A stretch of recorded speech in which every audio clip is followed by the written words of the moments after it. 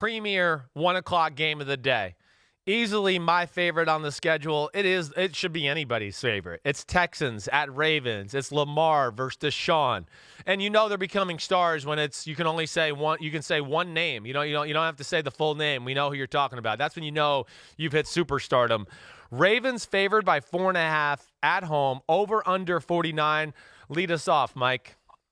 Yeah, look, this has the potential to be a great game. It's the first time they're meeting at the NFL level, and I'm hoping that there will be plenty of times that Lamar Jackson and Deshaun Watson cross paths in the coming years.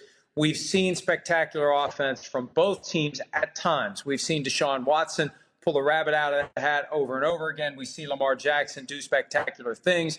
The defenses for both teams aren't great, but they're good enough to make it interesting. Maybe you take some chances, Chris. Maybe both defenses should play the way you've advocated that the Chiefs should play. Just be aggressive. Force a turnover or let them score, but then get your offense back out on the field, and then you take it to them. And I hope it's a shootout. I love NFL games where both teams end up in the 30s, maybe one's in the 40s, one's in the 30s, 35, 32, 30-27, something like that. But I'm going to go with the Ravens in this one, and I'm torn.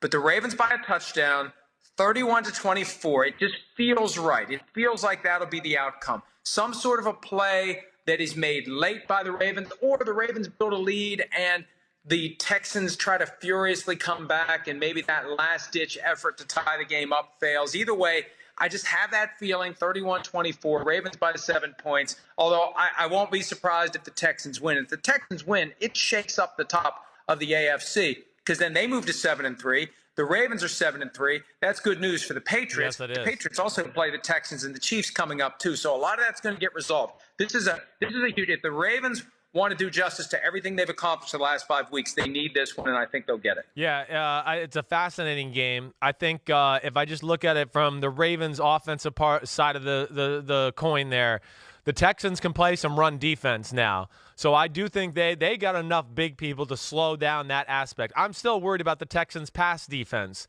Does Lamar Jackson and company have enough in their pass offense to take advantage of a not-so-good Texans pass defense? I love that the Texans claimed Vernon Hargreaves off the waiver wire yesterday. I don't expect him to play or be a big part of this game, but just saying. So that's one aspect I look at it. Can the Ravens pass game truly flourish in a game where maybe the run game is not hitting on all cylinders? Other side of it is same thing. I mean, we know the Texans like to run the ball with Carlos Hyde and all that too. They're not going to run the ball on the Ravens. I don't see that either.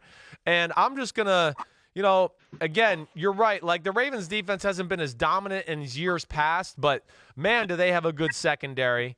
Will Fuller still kind of dealing with a hamstring issue, so I doubt he's going to be 100%. I do think Don Wink Martindale on the defensive coordinator for the Ravens is pretty good and creative. So, again, I'm like you. I'm scared. I'm not betting on this game. I'm saying that right now. I'm going to go Ravens 23-20. I think it'll be a little lower scoring than we think, but I am scared of this one because I'll also say this. The Ravens are not fast up front, and that does worry me with Deshaun Watson, where he might be able to buy some time on some plays and make some magic happen when he gets outside of the pocket. But regardless, with the Ravens being at home and kind of hot right now, I'm going with them 23-20. Hi, I'm Mike Tirico, and thanks for watching.